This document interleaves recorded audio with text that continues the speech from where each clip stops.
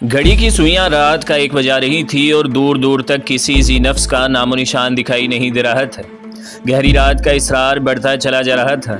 शाम से चलने वाली पुरवाई हवा अचानक रुक गई थी, जिससे जंगली घास की सरसराहट भी थम गई थी। और जब कोई जंगली जानवर घास के इस तवील सिलसिले में बहुत फासले से भी दाखिल होता तो मामूली सी खड़खड़ाहट पर वो चौकस हो जाते। लेकिन अभी तक वो नहीं आया था जिसका उन्हें इंतज़ार था, जिसके लिए उन्होंने यहाँ खसूसी नाके लगा रहे थे। मुखबर बड़े एतमाद का आदमी था, इस बात का सवाल ही नहीं उठता था कि इसने गलत इतला दी हो। इससे पहले मोहन की फराहम करदा इतला कभी गलत साबित नहीं हुई थी। इस मरतबा मोहना गलती तो नहीं खा गया। इंस्पेक्टर चोनीलाल ने अपने सिख हवालदार भगत सिंह के कान में सरगोशी की।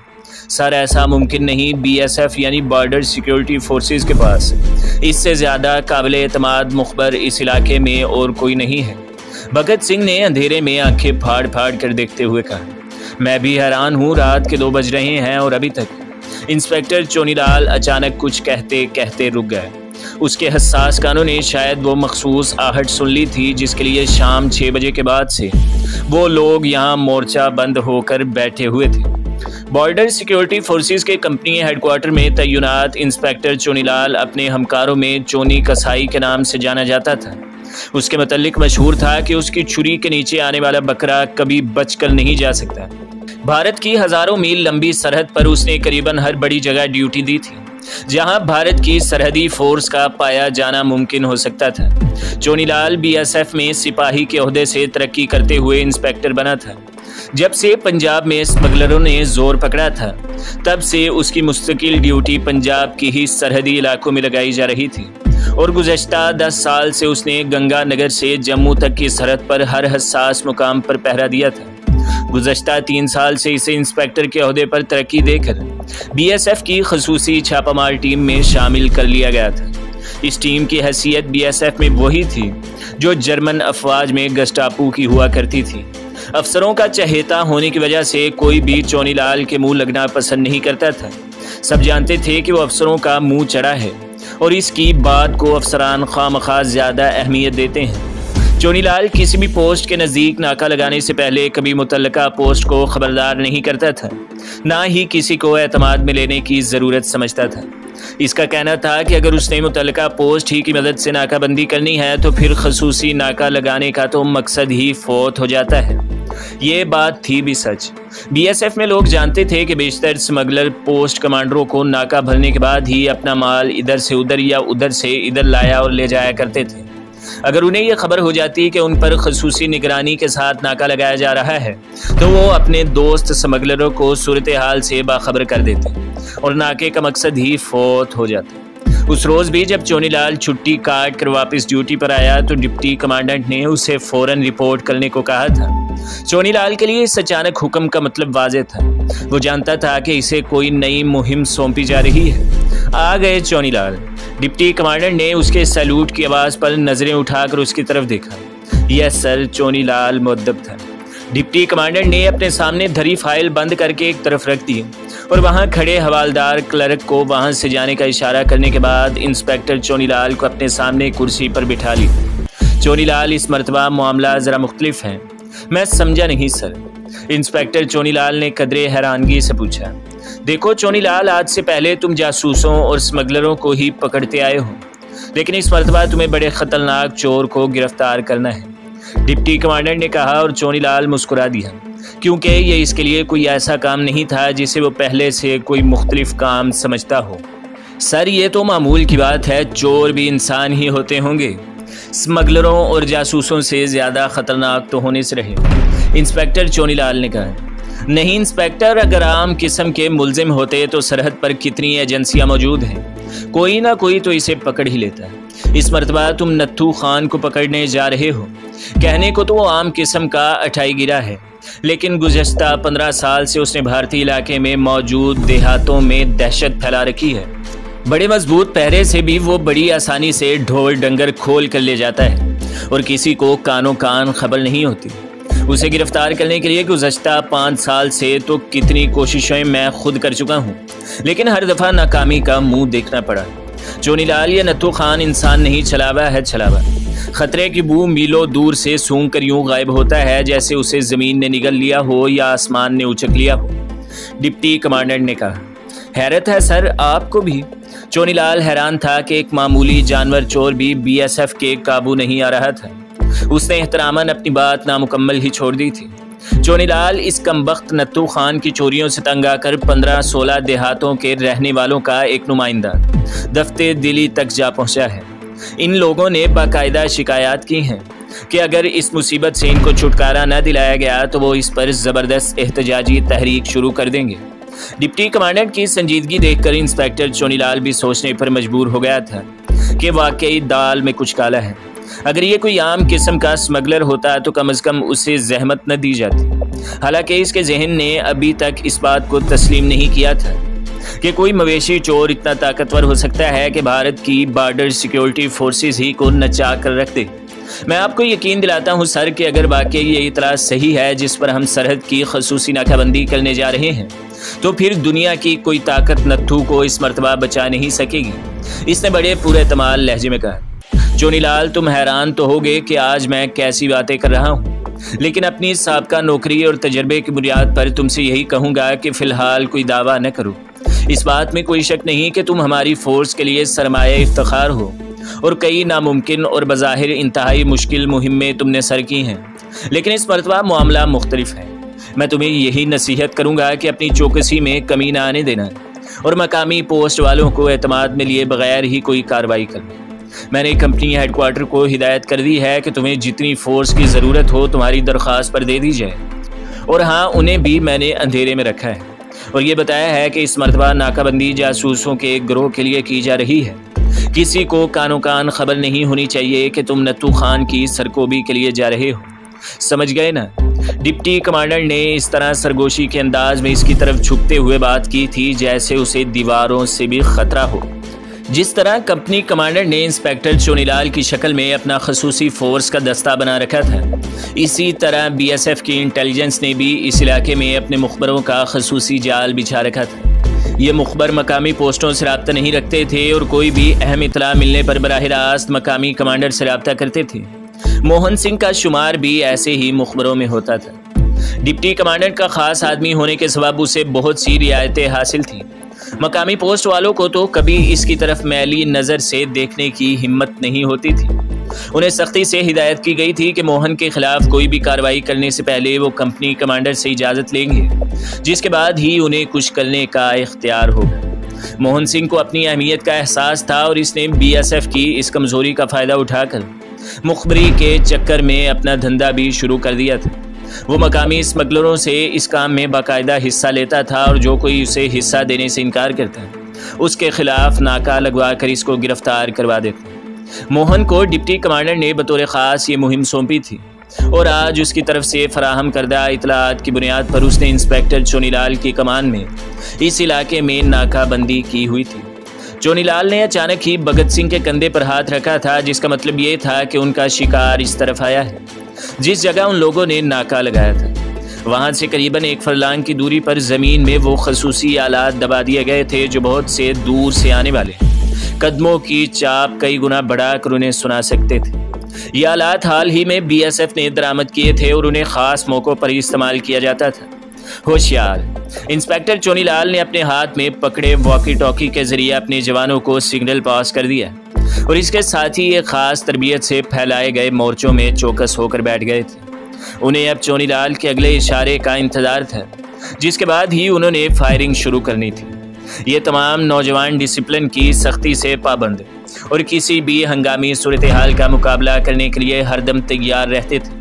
इंस्पेक्टर चोनीलाल ने अब अपनी आंखों से वो दूरबीन लगा ली थी जिसके शीशे रात के अंधेरे में दिन की रोशनी की तरह मंजर अयां करने की ताकत रखते थे। जिस तरह डिप्टी कमांडेंट साहब ने उसे मुलजमान से मुतल्लिक इतलात मुंतकिल की थी, इसके बाद से इंस्पेक्टर चोनीलाल ने तो यही समझा था कि आने वाले एक ग्रुप की सूरत में होंगे और इनके पास जदीद तरीन ऑटोमेटिक असलहा होगा। लेकिन अचानक ही अगर वो खुद पर काबू न रखता तो इसकी हंसी निकल जाती क्योंकि अब दो ह्योले दूरबीन के शीशों की मदद से नुमाया होने लगे थे। ये दोनों एक दूसरे के ताकुब में लेकिन बड़ी होशियारी के साथ एक दूसरे से करीबन 15-20 फीट का फासला दरमियान में रखने के बाद भारतीय इलाके में इनकी तरफ बढ़ रहे थे। दोनों ने आम सी राइफलें उठा रखी थी। आगे चलने वाले ने स्टेन गन और उसके ताकुब में आने वाले ने शायद क्लाशनकोफ थाम रखी थी। दोनों सीधे इंस्पेक्टर चोनीलाल के फैलाए हुए जाल की तरफ बढ़ रहे थे।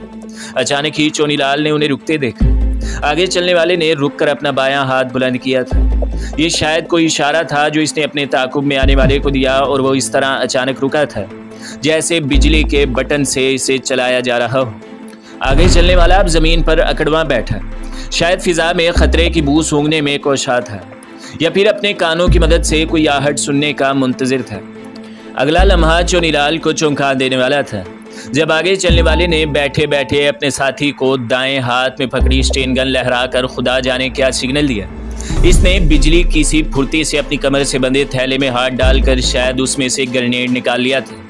चोनीलाल को अब समझ आ गई थी कि उसके डिप्टी कमांडर इतने सीरियस क्यों थे। इंस्पेक्टर चोनीलाल तो बड़े इत्मीनान से इनके लिए जाल बिछाए बैठा था कि दोनों बकरे उसकी मर्जी के मुताबिक इसमें फंस जाएंगे और वो उन्हें हॉल्ट कहकर गिरफ्तार कर लेगा। लेकिन ये तो इंसान कम और छलावे ज्यादा दिखाई दे रहे थे जिन्होंने अचानक ही अपना रुख बदल लिया था और अब तरबियत याफ्ता फौजियों की तरह एक दूसरे की सिमत अपनी पुश्त करके अचानक ही दाएं हाथ घूम रहे थे। इसका मतलब यह था कि उन्होंने अपना मौजूदा रास्ता अचानक बदल कर और एक लंबा चक्कर काट कर इस तरफ आने का मंसूबा बनाया होगा और इन दोनों के खाली हाथों में पकड़े दस्तीबम इस बात का इशारा दे रहे थे कि वो ज़मीन पर बैठी बतखों की तरह बीएसएफ के काबू में आने वाले नहीं हैं। इंस्पेक्टर चोनीलाल के दिल की धड़कन अचानक ही इस वक्त बढ़ गई जब उसने देखा कि दोनों ने दाएं सिमत चलते चलते अपना रुख अचानक बदला और अब इस अंदाज में बाएं तरफ एक दायरा सा बनाकर घूमे थे कि अपनी दानिश में उन्होंने कम से कम 100-150 गज दूर दूर तक फैले नाकाबंदों से खुद को महफूज कर लिया था। ये बड़ा अहम जंगी दाव था जो उन्होंने खेला। दोनों की पसपाई का अंदाज तो ये बता रहा था जैसे वो किसी इंतहाई तरबियत याफ्ता फौज के कमांडो ग्रुप से ताल्लुक़ रखते हैं और किसी भी किस्म की अचानक पेश आमदा सूरत हाल से निमटने की उन्होंने खसूसी तरबियत हासिल कर रखी है। जिस तरह उन्होंने दाएं हाथ दायरा काट कर अपना रुख अचानक इंस्पेक्टर चोनीलाल के बाएं हाथ मोड़ा था, अगर वो इसी तरह का एक और 100-150 गज का दायरा इस तरफ भी काट जाते तो फिर इंस्पेक्टर चोनीलाल और इसके मोर्चाबंद साथी सिवाय इनका मुंह देखने के और कुछ भी ना कर पाते। उनकी तमाम तदबीरें धरी की धरी रह जाती। वो तो अपनी दानिश में इस तरह जाल फैलाए बैठा था कि दोनों मछलियों का बच जाना मुमकिन ही नहीं हो सकता था। अगर वो चंद मिनट और शशोपंज में मुब्तला रहता तो दोनों बड़े इत्मीनान से इसकी गिरफ्त से निकल जाते। गो के इंस्पेक्टर चोनीलाल के तयशुदा प्लान के मुताबिक अभी ये लोग इस मुकाम पर नहीं पहुंचे थे कि वो हमलावर होता, लेकिन वो इस तरह बेबसी से अपनी शिकस्त का तमाशा तो नहीं देख सकता था। मूव, इसने चिल्लाते हुए अपने साथियों को हिदायत दी।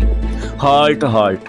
तमाम मोर्चों से आवाज़ें बुलंद हुई, लेकिन दोनों ने हथियार फेंककर हाथ खड़े करने के बजाय अपने हाथों में पकड़े दस्तीबम एक दूसरे के मुखालिफ सिमत में बुलंद होती ललकार के ताकुब में इस तरह फेंके थे कि पहले ही हल्ले में बीएसएफ के 2 जवान ठंडे कर दिए। इन बेचारों को एक गोली भी फायर करने की मोहलत नहीं मिली थी। इसके साथ ही उनके बाजुओं में बिजलियां भर गईं। उन्होंने वक्फे से इस तरह दस्तीबम फेंके थे कि इंस्पेक्टर चोनीलाल और इसके साथी बौखला कर रह गए। शायद इसकी ज़िंदगी में पहली मरतबा ये मौका आया था कि उसके हमराही निशाना बांधे बगैर अंधाधुंध फायरिंग कर रहे थे। उन्हें समझ नहीं आ रही थी कि दोनों गए किस तरफ हैं और वो फायरिंग किस तरफ से कर रहे हैं। इंस्पेक्टर चोनीलाल ने दूरबीन गले में लटकाई थी और भगत सिंह को इशारा कर दिया था, जिसने अपने हाथ में पकड़ी गन से रोशनी राउंड फायर करने शुरू कर दिए।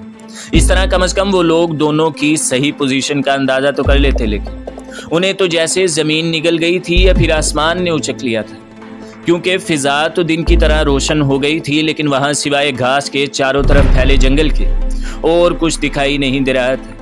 इस लंबी जंगली घास के आगे जिस मैदानी इलाके में उन्होंने नाकाबंदी कर रखी थी, वहां से दोनों अचानक गायब होकर शायद इसी जंगली घास में दाखिल हो गए थे।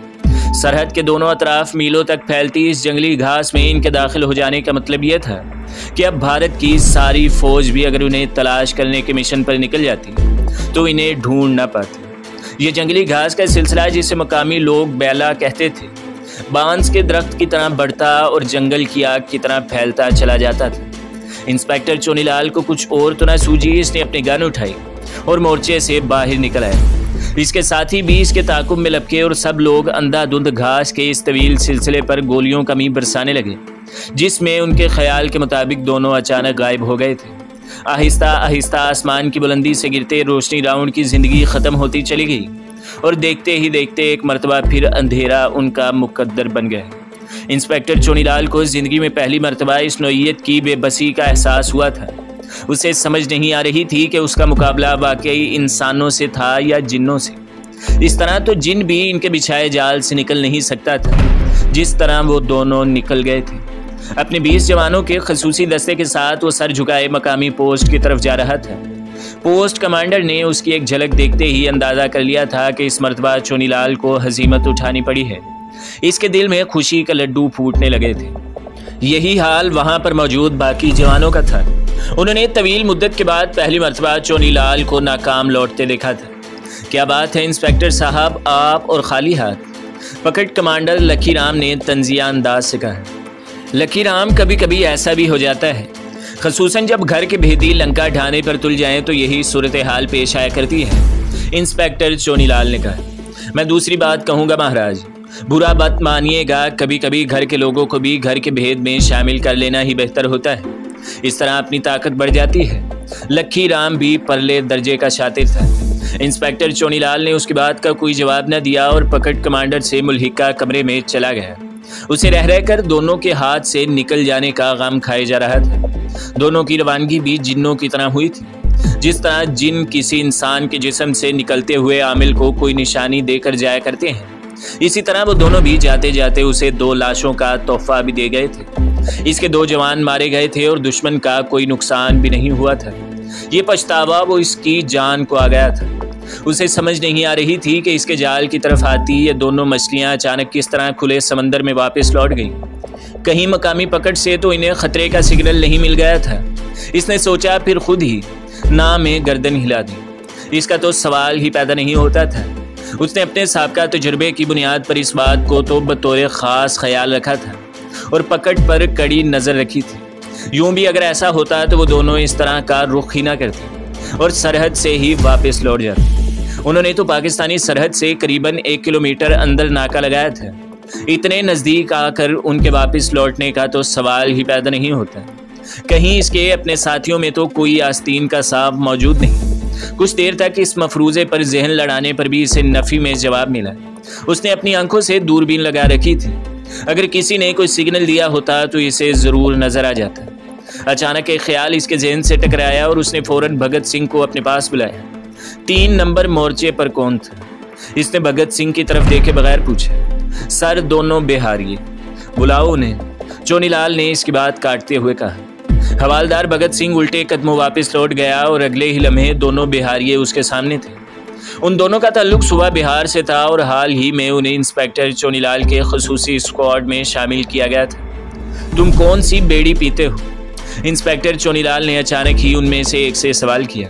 सर, मैं तो सिगरेट पीता हूँ, ये बेड़ी पीता है, एक ने घबरा कर दूसरे की तरफ इशारा करते हुए कहा। बेवकूफ़, आज तुम्हारी वजह से 2 अहम स्मगलर हमारे 2 साथियों को मार कर निकल गए, तुम्हारी मामूली गलती की वजह से, इसने कदरे गुस्सीले आवाज़ में कहा। साहब, मैं समझा नहीं। विष्णु माँ की सौगंध है साहब, अपन ने कुछ नहीं किया। बेड़ी नोश बिहारिये ने उसके सामने हाथ बांधते हुए कहा। देखूं, मैं चाहूँ तो अभी तुम्हें यहाँ से जेल की काल कोठरी में पहुँचा सकता हूँ, लेकिन मैं अपने हर साथी को एक मौका संभलने का ज़रूर दिया करता हूँ। तुम आसाम राइफल से आए हो, शायद तुम्हें पंजाब की तरफ रहने का इत्तेफाक नहीं हुआ। उल्लू के पट्टे, गधे के बच्चे। हवा पश्चिम से पूरब की सिमत चल रही थी।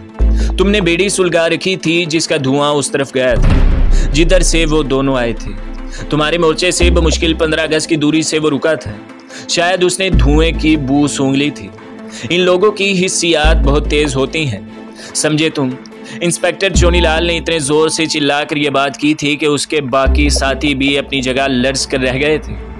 जिस जवान ने यह गलती की थी वो अचानक ही जमीन पर गिरा और इसके कदमों में अपना सर रखकर माफ़ी मांगने लगा। ठीक है, उठो और आइंदा कभी नाकाबंदी के दौरान सिगरेट या बेड़ी न पीना, समझे? इंस्पेक्टर चोनीलाल जानता था कि उसने दानिस्ता ऐसा नहीं किया। यूं भी उसने अपने साथियों को इस नौइयत की कोई हिदायत जारी नहीं की थी, ना ही उसे इस बात का अंदाज़ा था कि मफरूर होने वालों की कुव्वत शामाए इतनी तेज़ होगी और वो आएंगे भी इस मोर्चे के सामने से। अली उस सुबह अपने दोनों साथियों की लाशों के साथ बड़े बोझल दिल से वो BSF के ट्रक में कंपनी हेडक्वार्टर की तरफ वापस जा रहा था। तो दोस्तों और भाइयों, हमारे चैनल को सब्सक्राइब करें, वीडियो को लाइक करें और बेल के आइकॉन को भी दबा दें ताकि हर जो आने वाली वीडियो है वो आपको सबसे पहले मिलती रहे।